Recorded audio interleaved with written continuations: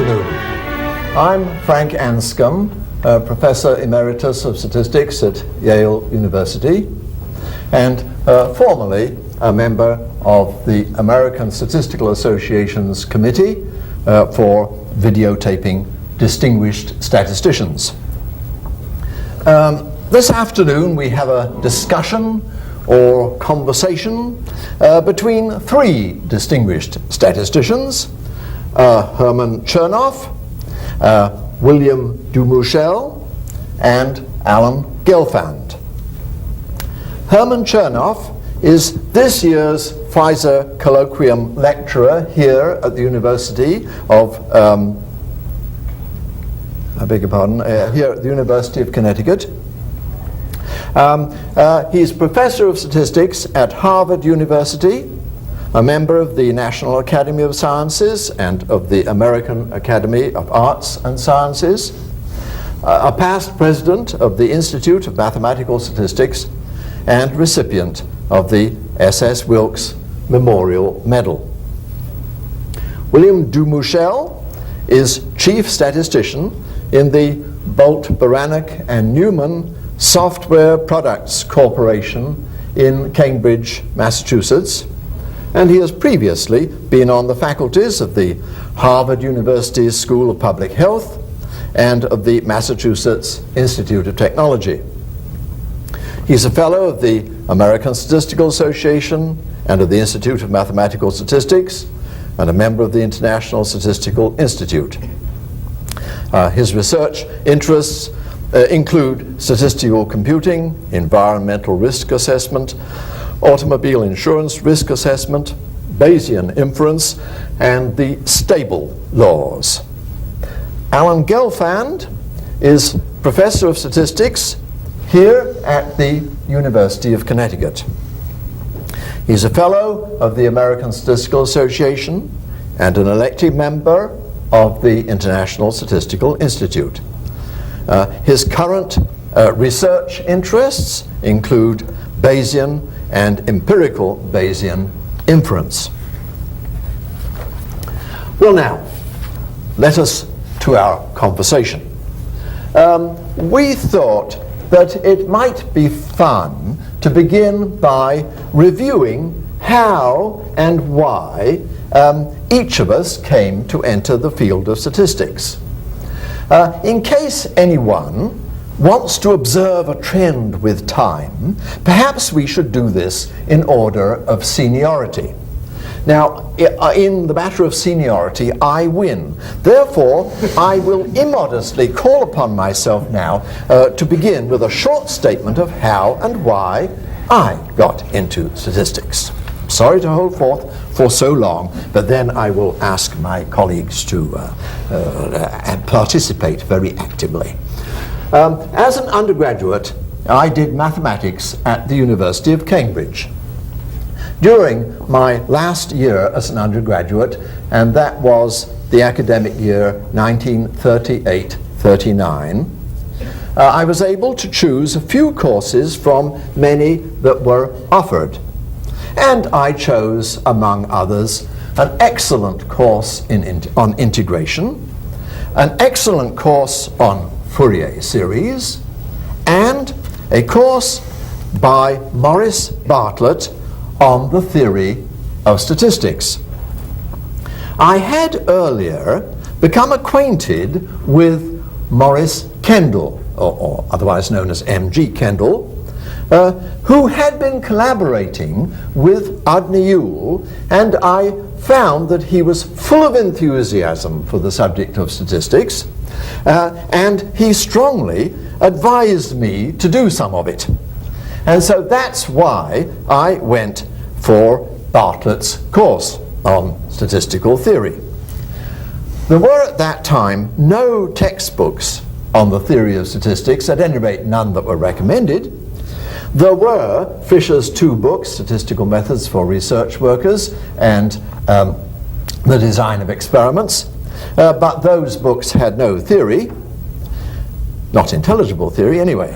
The main mathematical work that I studied was a small book by Harold Kremer that had been published in 1937, entitled Random Variables and Probability Distributions, which was concerned particularly with matters related to the central limit theorem, and I studied that book as best I could. Bartlett's course was well organized and really very good, but I found it more difficult to comprehend than anything else I met at Cambridge.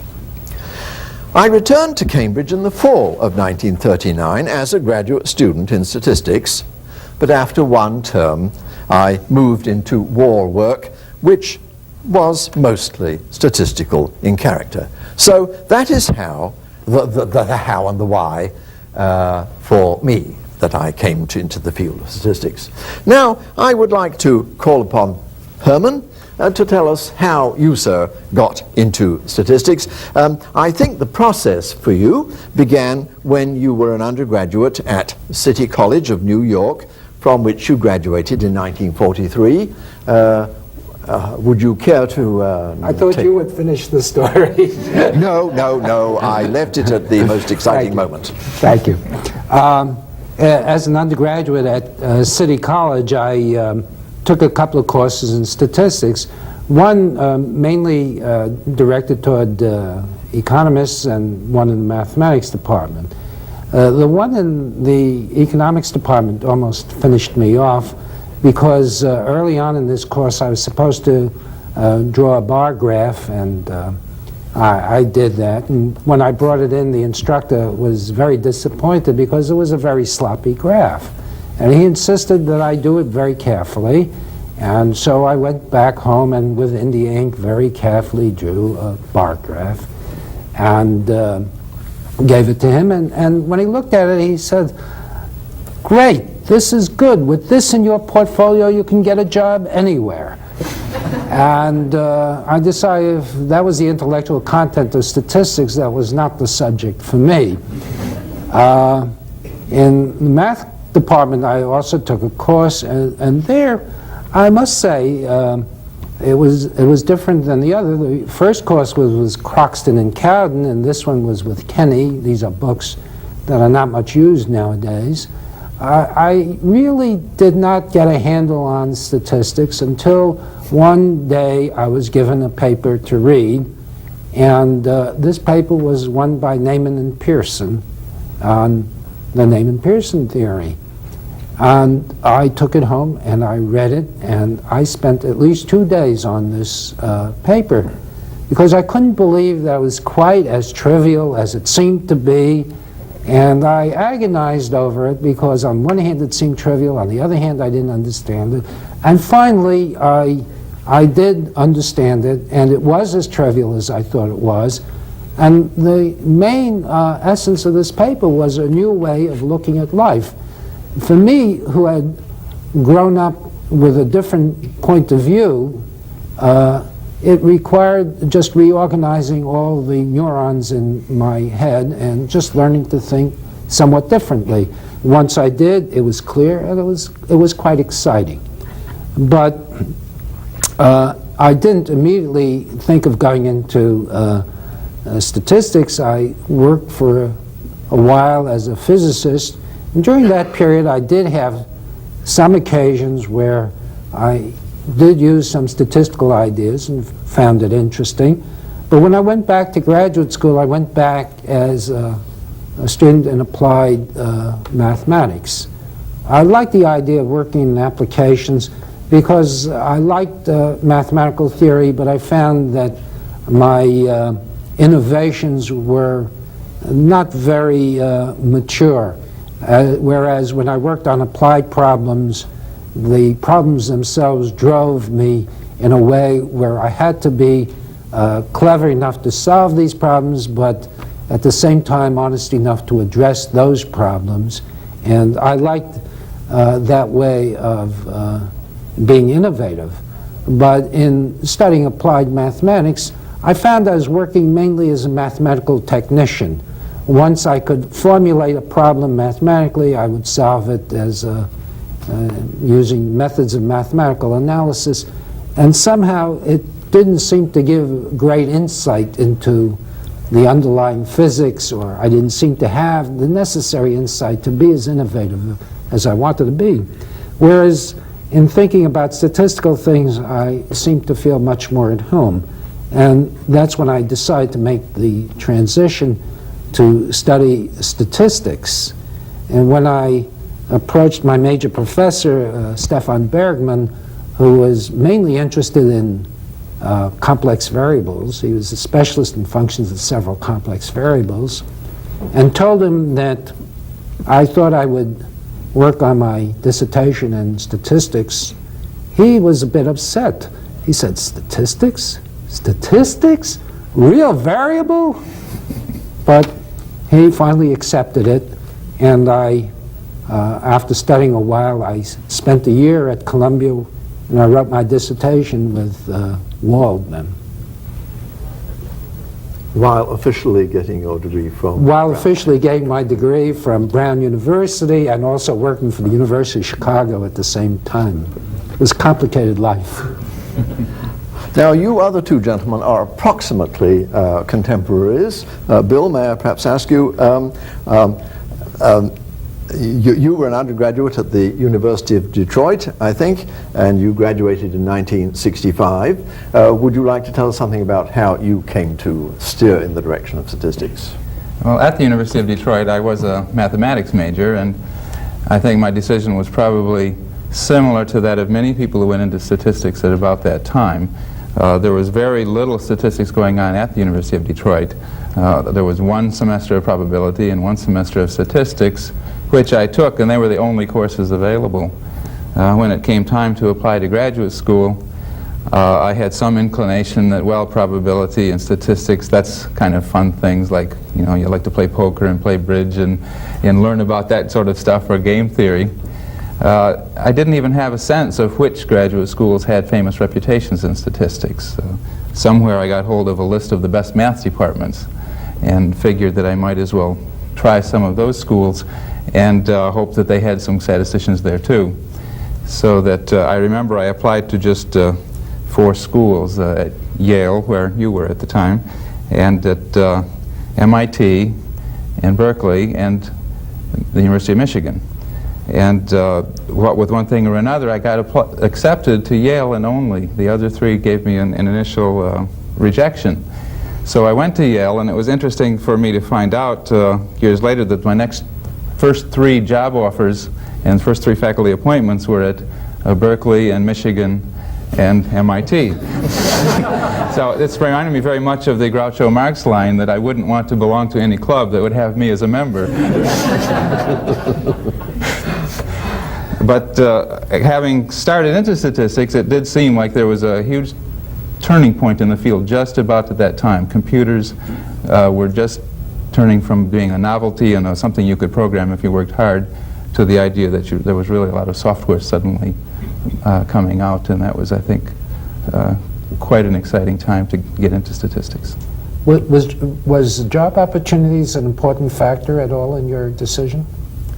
Not in mine, no. I think it was more a case of trying to stay in school than trying to get out of school. Well, let me just ask Alan to make the final matching statement. And you, sir, got your bachelor's degree at in the same year that Bill did. You were at CCNY, and you graduated in 1965. Would you say a few words about how and why you got into statistics? Okay, well, I was a senior at City College, again in '65, and majoring in mathematics, and took a course in introductory mathematical statistics from Hogan Craig. I think a remarkable book that's influenced a substantial number of people of my generation, I think. And somewhere in my senior year, I decided that I was just too young to go out and work for the rest of my life. So graduate school seemed to be a more attractive option, especially with Vietnam looming over everybody's head at that point. And despite the interest in mathematics, this course in introductory mathematical statistics and a couple of other applications courses that I took somehow convinced me that it was a more interesting real-world decision to pursue statistics than mathematics. 1965 was a very good time to be looking to go to graduate school.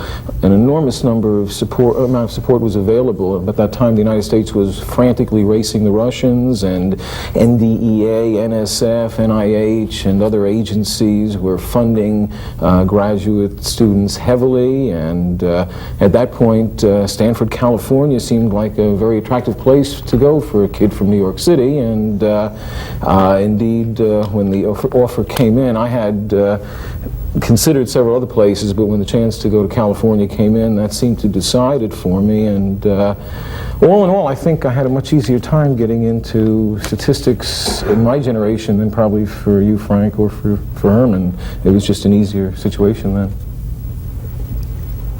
Thank you. Is there any feeling that things really are rather different? I mean, they really have changed in course of time. So how is it for anybody to now, as compared perhaps at an earlier time, to sort of understand what a career in statistics would be like? Well, at the time I went in, the mathematicians around me had very little idea of what the field was, and there weren't any statisticians around to serve as role models very much, or to advise me. And I guess you felt the same way at your school. And my feeling is that City College did have one or two statisticians, but I don't know whether they played a role in your choice. There's this legendary Selby Robinson, who educated, I think, an enormous number of undergraduates in introductory mathematical statistics. And when I encountered him, it was at the very end of his career at City College. But I know even back to Herb Solomon, and possibly even you were affected by him as well. Man, I don't think whoever made a research contribution, but somehow managed to influence students in a way that I don't know that he even appreciated. Well, he was aware when he retired. He came by Stanford University, and all his former graduates came out en masse. In fact, at one time at Stanford University, someone put up a picture of the math club of 1940 with a sign saying, "Know your faculty." The math club at City College of 1940 had quite a few of the people who ended up at Stanford or were at Stanford at one time or another. I get the impression that perhaps entering statistics in itself seemed less perhaps hazardous to you than possibly to the rest of us. Stanford, of course, was quite a large department, was it not, at the time when you went there, and considerably bigger than the department that Bill found himself in? I think so. I was remarkably naive. I, as I said, was more attracted to the fact that I was escaping New York, and I don't think I fully grasped what a prestigious program Stanford was until I was there for a while, and then it became clear to me that I was going to be lucky to make it through. And in any event, but that it would be worth. But it was a wonderful program. I mean, in retrospect, it's opened all sorts of doors, and it had, continues to have an extremely eminent faculty, and it was just an experience, as I said, that I began to appreciate more and more after I was there. Well, one of the sort of attractions of the field of statistics as a career is this sort of feeling that statistical science is central to scientific inference and that sort of thing, that one is doing a very basic kind of subject, even if it seems to be full of niggling details. You sort of had that kind of conception early on, didn't you? Yeah. When I was a graduate student, Feller was at Brown University giving a course in probability theory, which I audited, and it seemed to me somehow he wasn't approaching one of the problems that always bothered me, is how do you figure out what's the probability that the sun is going to rise tomorrow? And now I have a better understanding of the problem. I still don't know how to answer that question. So the philosophical aspects of statistical inference were one of the factors that entered in my consideration. And now that I've been in the field, or early on after I was in the field a while, I find one of the most attractive aspects of it is that you can meddle in all sorts of other areas of application. So you have a very wide field to fiddle around with. Yeah, that's always struck me too, that you can work at the frontiers of, biochemistry or physics or psychiatry quite quickly, and you don't have to slog through 8 years of medical school to do that. Instead, it's up to the client to bring you up to date in a week or two, and or perhaps on a longer project. But this excitement of being close to the frontiers of many different sciences is something I think that we need to communicate more to the students. Yeah. I think, it probably is true, isn't it, today, still, that it's less easy for someone contemplating going into the field of statistics to know quite what they're letting themselves in for, as compared with, say, going in for chemistry. In undergraduate programs, there's a lot of chemistry available if anybody wants to go in that direction, and there are lots of good chemical programs in graduate schools, and there are lots of chemists out there. I would think sort of the role model business is probably a good deal easier to perceive in chemistry than But we have a lot more people now scattered throughout universities who are capable of giving someone little guidance. Yeah. It always amazed me how graduate students selected the school they went to, and it seemed to me usually was on irrelevant bases.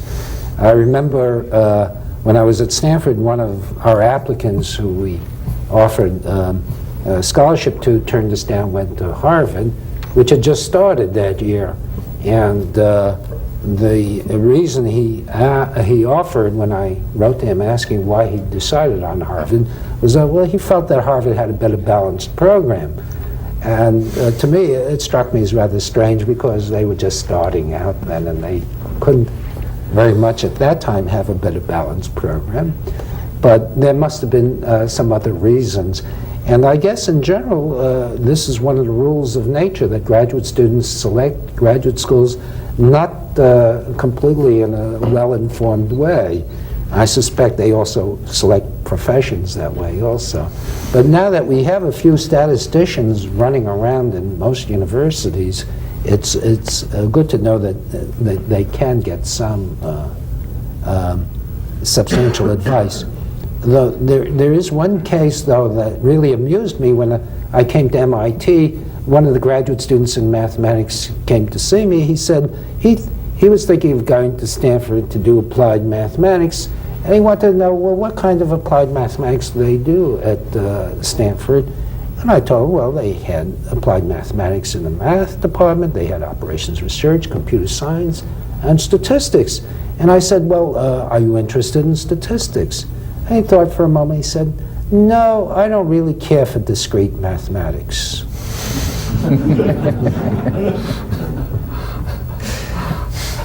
Well, he might find something if he looked at statistics. I think, though, it's interesting, despite the fact that there might be fewer, what you might call role models in statistics than maybe in chemistry or physics, probably today statistics is one of the best fields for undergraduates to consider getting into. And I personally like the fact that it's still a manageable community in its size. It's not as overwhelming as moving into some of the other sciences. It still is the case that you can go to meetings and feel that you have some familiarity with a lot of the work that's going on. It just doesn't seem quite as overwhelming, and I find that still to be attractive. Yeah, although it's getting more and more overwhelming as time goes on. Yes. Yeah, that's right.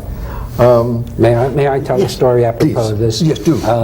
In 1960, I went to the ISI meeting in Tokyo, and Harold Hotelling was staying in my hotel, and I happened to bump into him for breakfast one day. And as we were talking, I innocently asked him a question.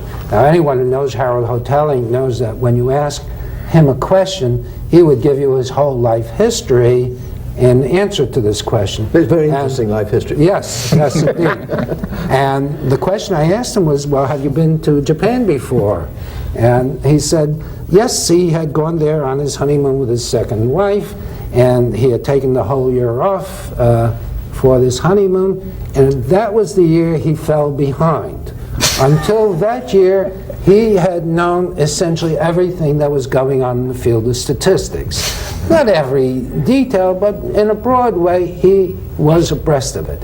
That year, he fell behind, and he had never been able to catch up since. Now, he had to admit that he probably would have fallen behind eventually anyway, but he thought he had had a few more good years in him before that. I think now no one would contemplate that. Should we possibly say a word or two about the topic of difficulties in teaching statistics? There are different ideas of what's the right way to do that, and all of us have all of us have either now or in the past have been involved in teaching, and whether or not we thought we had the answers, we tried to give them. Would anybody care to? Yeah, I have a rather bizarre point of view on this thing, and my feeling is that as a mathematician, I've tried teaching statistics in a formal fashion where you develop things in a systematic and logical fashion. And I think it turns out that statistics is an awfully dull subject if you do that. It's not really terribly great mathematics, and it's so you're going through a lot of material that doesn't really send a reasonable person. And my conviction now is that the thing to do is to pose a serious problem and attack that problem. Now, the difficulty in doing that is that to attack such a problem requires an understanding of some of the basics of probability and statistics. And for a beginner, they don't have it. So how one meets this conflict between making the subject lively and possibly incomprehensible and making it perfectly comprehensible and so dull that no one wants to listen to it, I really haven't settled. I've tried one trick or another, but I don't know. Now, you have to deal with engineers who don't know any statistics, and you're trying to teach them to operate your computers. Well, I think the teaching of statistics has changed a lot with computers, and I think that the software that's now coming out does help you with this dilemma, that you can get into interesting problems quickly enough without getting people bogged down into so many different either numerical or computational problems. You can look at scatter plots and regressions and whatever right off the bat, get them interested in solving a problem, and then get around to the theory a little later. So I think that that computing has changed the teaching of statistics very much, and I try to use computing ideas even in teaching the theory. Well, how about you, Alan? Well, I think, again, without a doubt, the computer is strikingly changing the face of statistics. I mean, apart from what it does in the research level, which probably we'll get into eventually, certainly at the teaching level, I find that students definitely are easily drawn in using the computer, and it gives you a mechanism of revealing things that dry calculations on a blackboard can't necessarily do, and I think I'd agree that well, it's just pervasive, I think, in all statistics programs now. Even at the most introductory levels, students will be exposed to basic software packages, and in that sense, you know, the impact is profound. Of course, the thing I worry most about is the abuse that potentially goes with this, in the sense that exposing all of these undergraduates, particularly in service environments, to statistical computing, and then letting them loose on their own data without, as you point out, necessarily adequate foundation in inference and probability to really know exactly what to do, makes them potentially very dangerous, and makes me awfully worried about the quality of some research that ultimately gets published as a result. I remember when I was teaching at Berkeley, back before the packages were much available, we would be, once a group of the faculty members were sitting around the coffee table, and I don't remember who the speakers were, but they were some of the famous people we all know from that department. there was a serious debate as to whether it was really proper for software to allow a non-statistician to compute a correlation coefficient. Because this was just thought to be, they could never understand it, and therefore perhaps it should be withheld. So that's kind of a sort of a priesthood approach to statistics, and I guess the cat's out of the bag from that standpoint now. We don't have much choice. Right. Shall we? I was wondering, you haven't mentioned your experiences. Have you had any feelings about the changing nature of the students and how you should teach them? Frank? I don't feel that I have any great ideas on how to communicate the subject. Any great new ideas. I'm pleased to have left off teaching. I would put my best efforts into what teaching I was doing when I was doing it. But I often felt that there was quite a big gap between what one would like to communicate and what really seemed to be communicated. It's splendid to be teaching really dedicated and purposeful graduate students, and not so easy to deal with a much broader audience than that. Yeah. I think there's one aspect of the learning of statistics that we tend to forget when we're teachers. Having studied it and absorbed the basic notions and these ways of thinking, they've become very natural to us, and most of the mathematics is rather superficial and elementary, and the main ideas, once you understand them, are simple. And so it's shocking that students have difficulty in understanding it. But as I mentioned previously, when I studied the Neyman-Pearson theory, it required an enormous reorganization of my thinking process. And my feeling is that students who study statistics, they need about a year of exposure before they're really prepared to accept and to appreciate statistical ideas. And as teachers, it's something that's difficult for us to cope with because we've forgotten this difficult experience we ourselves probably went through many years ago, now that it's perfectly clear to us. Right. As clear as it may happen to be. I was going to suggest that we might change our topic of thinking. As Herman, you are the special guest of honor on this occasion, it might be nice for you and the rest of us to make some sorts of comments on some of your published work. A good deal of your earliest published work could be said to be studies that were exploiting mathematical technique. Two very famous studies that you were involved in was the Chernoff-Savage work on the asymptotic distribution of non-parametric test statistics, and the Chernoff-Lehman paper on the behavior of the chi-squared test statistic. Would you care to make any comments about that area of work yourself? Would any of the rest of us care to make any comments? Well, I'd be interested in the other comments. Those are papers in which I exploited the mathematical training I had. For me, asymptotic theory was relatively easy, and it seemed rather easy to exploit. And well, easy or almost easy. Half and easy, right? Hard analysis. Well, some people call it hard analysis. Yeah. I always thought of it as just applying Taylor's expansions. And so problems like the paper on chi-squared, Lehman and I sort of independently came upon this phenomenon that the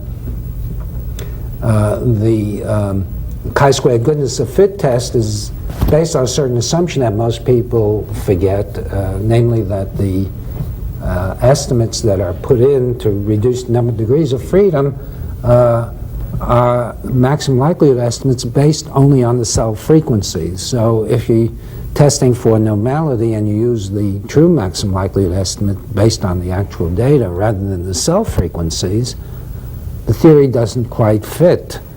And Lehman had noticed something similarly also. I noticed it because I was preparing a proof of this theorem for class, and it just didn't turn out the way it was supposed to. I'm not sure how he came upon it, and so we published that paper. The Chernoff-Savage theorem was a case where I acted as a mathematical plumber.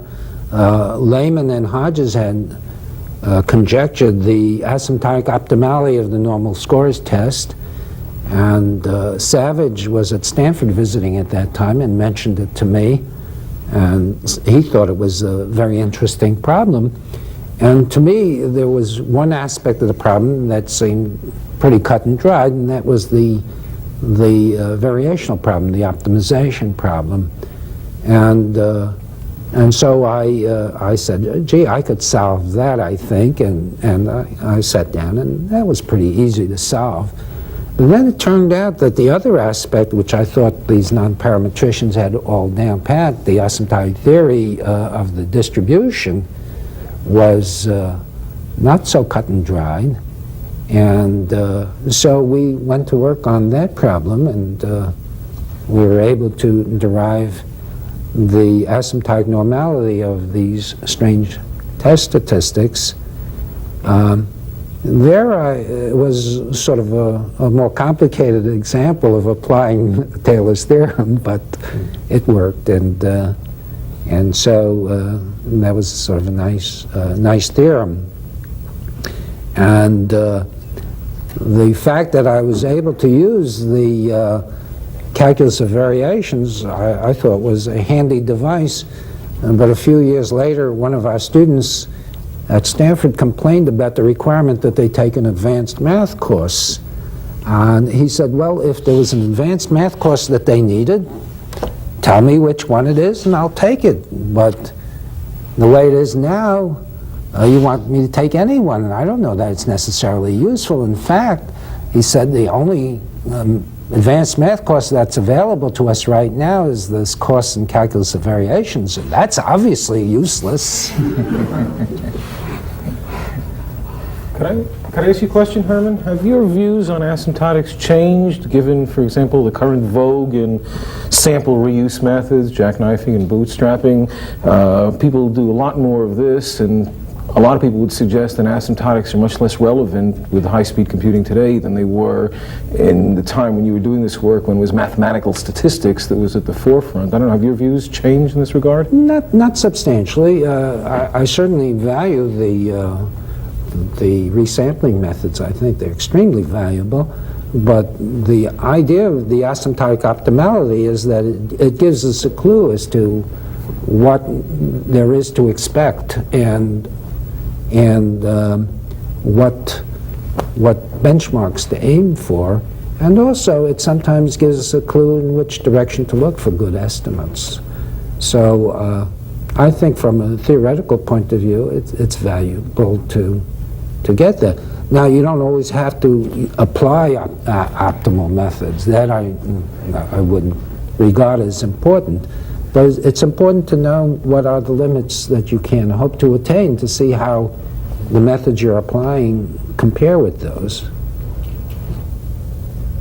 What are your theories about asymptotic optimality? Seems like all the samples that I deal with are too small, and I'm awfully uncomfortable with using asymptotic calculations, information measures, and things of that sort. And although one can criticize sample reuse methods, I somehow feel more comfortable with them, and I don't know that I can justify it beyond that, but somehow asymptotics in work that I do almost never seem to emerge as something I would quote or use. Well, I often had the feeling early on that once I had developed a technique, that every problem I came across in the next 4 or 5 years was an application of this technique. It was almost difficult to sort of drop it, and when I faced a new problem, it somehow seemed to be an application of this, and with some effort you drop it. And It may be that asymptotics works that way for me and bootstrap works that way for you. I don't know. Quite a lot of your published work, or at any rate some of the best known of your published work, is concerned with sequential experimentation. Should we make any comments in this direction?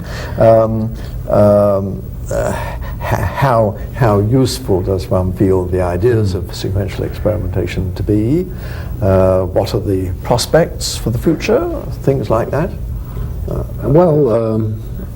I think the fundamental ideas are of great importance, and as far as the specific applications of sequential experimentation are concerned, they have been, as you proposed in one of your papers, as you forecast in one of your papers,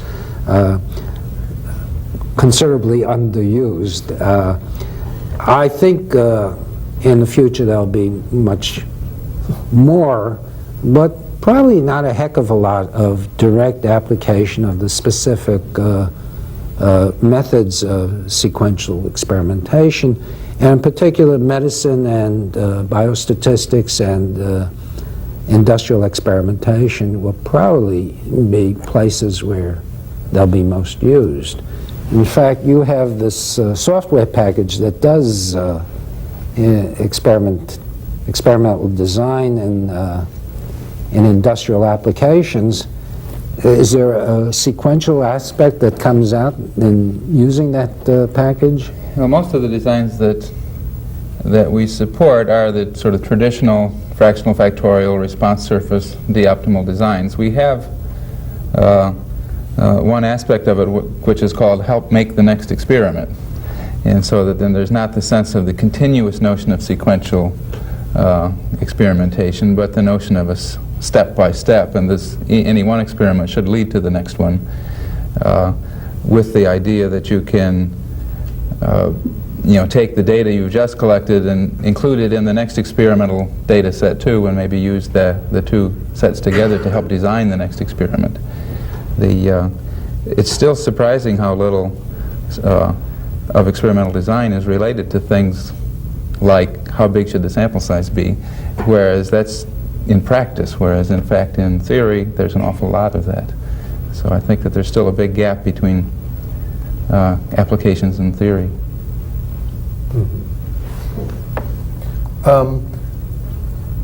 One possible use of sequential experimentation ideas that people have considered is the application to medical experiments on testing new drugs, that kind of thing. We had rather hoped that one of the members of this discussion group this afternoon would have been David Salzberg, who is very much involved in medical experiments, and I was having a word with him the other day, and I said it would be so nice to have his opinions on the subject of sequential experimentation in medicine, and he made an immediate comment which I thought was really just great fun. I don't know what else he might have said had there been longer time available, but he made the remark that there was so much immense effort in getting a medical experiment going that it was like a juggernaut that had been started, and he thought it was unthinkable that at short notice you could possibly stop it. And there just might be administrative problems might be a part of the trouble. The whole idea of sequential experimentation is much more relevant if somehow you've not had to work out a very complicated protocol to start with, and you haven't had to start up a big piece of machinery, which then has to be I think started. that's very much the same in industrial experimentation too, that the idea that's been so fruitful academically to think of one observation at a time and then making these decisions after every single observation isn't really the way big projects ever work. Yeah.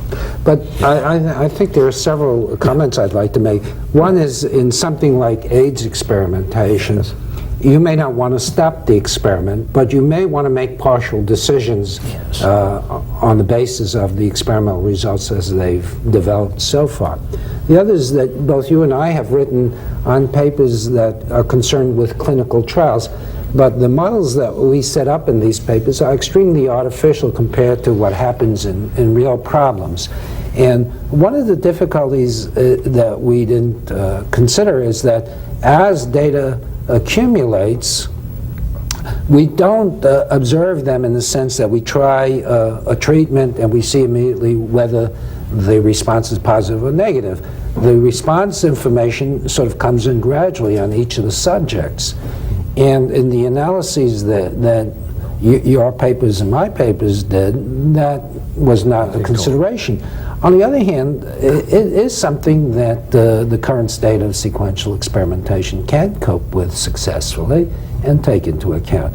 It just requires a somewhat more complicated analysis, but not anything that's an order of magnitude more difficult than we can do. And it is in the same ballpark. So I think that there is a lot of substance that can be supplied, but I think a major difficulty is in convincing potential users that this is a useful way to go. Yeah. Yes. And that's a matter of education. Yeah. Yes, I think that's a very good point. Yes, indeed. Now, in many of your papers on sequential analysis, you've developed them from the Bayesian viewpoint. Is this meant to be a sort of a confirmation of your belief in the Bayesian philosophy, or just a kind of a technical device? It's mainly a technical device. It certainly was for Walden and Wolfowitz, who in their Optimally paper made very explicit statement about, listen guys, we're not Bayesians, we don't believe in this business, but this is a technical device to go ahead. Now I'm much looser about Bayesian philosophy. I personally feel that if you don't understand the problem from the point of view of decision theory and the Bayesian point of view, there's something very important lacking that you better straighten out before you start doing your analysis. And once you start doing your analysis, I don't feel you have to be a Bayesian necessarily. I'm willing to use non-Bayesian approaches, but I feel that you better have a pretty good way of thinking of this thing from both the Bayesian and the decision theory point of view if you're going to work on a serious problem.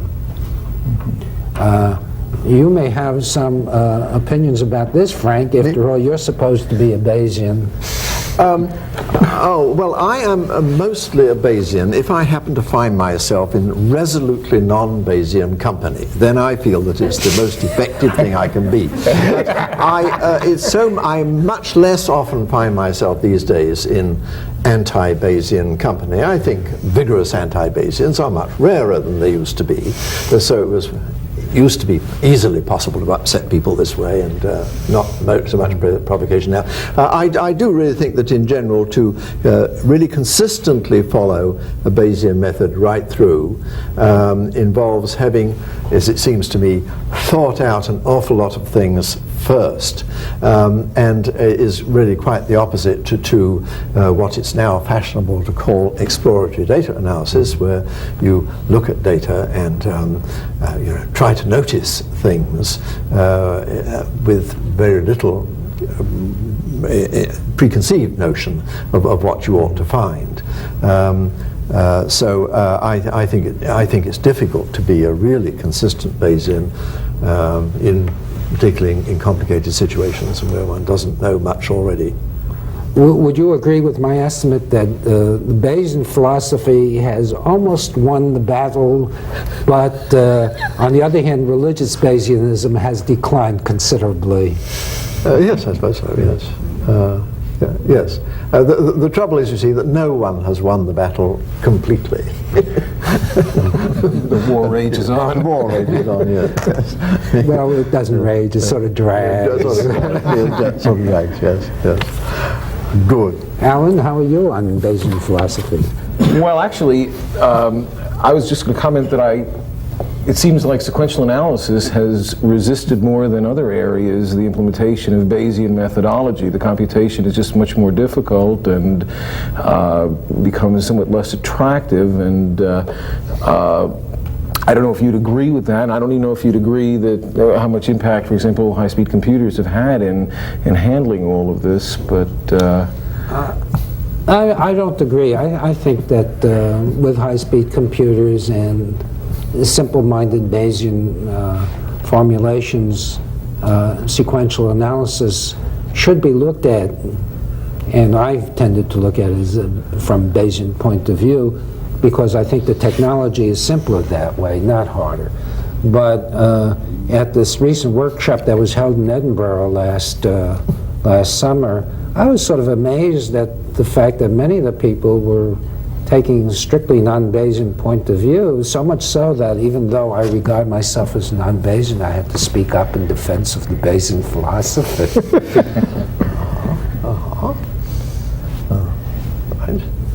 I won't ask you, I know you're a dyed-in-the-wool Bayesian. I remember asking him, how can you be an applied statistician and a Bayesian? He said, how can you be an applied statistician if you're not a Bayesian? Well, my own philosophy has certainly been much like yours, I guess, that if you can't think about a problem in a Bayesian fashion, then you probably don't understand the problem. And that if you think of doing something that a Bayesian would clearly not do, it's probably not the right thing to do either. But we have this horrible software gap in the Bayesian realm, so that it's very hard for your common everyday consulting problems for you to sort of whip off the Bayesian solution. And that's a shame, because in fact your client can probably understand the Bayesian approach to the problem much more so. Whenever they hear a p-value, they probably always assume it's the probability of the hypothesis being true anyway, so that if you could actually just speak the language they want to speak, it would be ever so much easier to communicate. Yeah. I think Frank's point deserves a little amplification, in the sense that I think the Bayesian methods are extremely attractive in giving a coherent way of attacking virtually any problem. But on the other hand, the exploratory methods, by sort of letting the data do the modeling, being much less structured models, have a lot of appeal and certainly have caught the fancy of a lot of data analysts. And I think it's quite difficult to reconcile these two positions, and I don't personally know how to do it. I find in teaching, for instance, undergraduates will respond much better to graphical methods and exploratory ideas, but from a philosophical point of view, I really think, as we've all been agreeing, that a Bayesian view is definitely a better way to be thinking about a problem, and I just don't know how to reconcile the differences. I think the thing that makes Bayesian most attractive is when you're dealing with simple problems. With complex problems, you have this aspect of wanting to be prepared for perceptions that you hadn't anticipated, and I think there's a natural tension, and that there will always be that natural tension.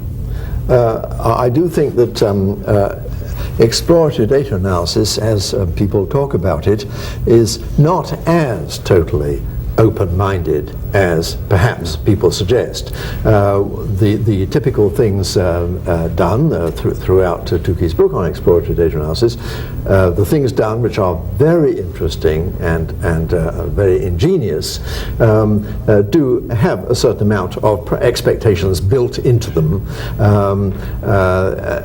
unless something like that was going on. This is not necessarily a sensible thing to do. So you're looking to a little bit, to some slight extent, you're looking in prearranged directions, but it's nowhere near as much as would seem to be the case if you have a fully explicit probability models and a full Bayesian analysis. Yeah, I think there's a sort of an issue of how little input do you need in order to, there's how little subjective or prejudicial input do you need in order to interpret data in a more open fashion. And, and it's just going to be an open question, I think, for a long time.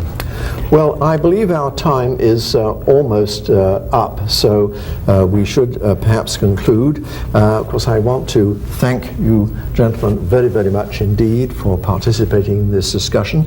And if I might finish with the closing thought, going back to our initial discussion about how people got into the field of statistics, the situation is a little bit the one described by Robert Frost in a poem which involved the lines that two roads diverged in a wood, and I chose the one less traveled by, and that made all the difference. I think some of us, at least, in going into the field of statistics, were aware that we were taking a road less traveled by, and I believe we have, on the whole, rather enjoyed the choice that we made. That's an inspirational thought. Well, thank you, gentlemen.